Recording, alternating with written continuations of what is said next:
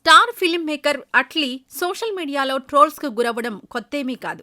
ముఖ్యంగా తన look, colour విషయంలోనూ పలుసార్లు ట్రోల్స్కి గురయ్యాడు. అయితే విమర్శలు ఎన్ని ఎదుర్కొన్నా తన సినిమాల సక్సెస్ రూపంలో వాటికి సమాధానం చెబుతూనే ఉంటాడు. తాజాగా మరోసారి తన లుక్ విషయంలో విమర్శలకు గురయ్యాడు. అదే సమయంలో తిరిగి గట్టి కౌంటర్ కూడా ఇచ్చాడు. ప్రస్తుతం ఈ విషయం హాట్ టాపిక్గా మారింది. దర్శకుడు అట్లీ ప్రస్తుతం బేబీ జాన్ ప్రమోషన్స్లో బిజీగా ఉంటున్నాడు. ఇందులో భాగంగా తాజాగా ఆయన ది గ్రేట్ ఇండియన్ కపిల్ షోలో పాల్గొని సినిమా విశేషాలు పంచుకున్నాడు. ఈ క్రమంలోనే అట్లీ లుక్పై కపిల్ విమర్శలు చేస్తూ దర్శకుణ్ణి అవమానించేలా వ్యవహరించాడు.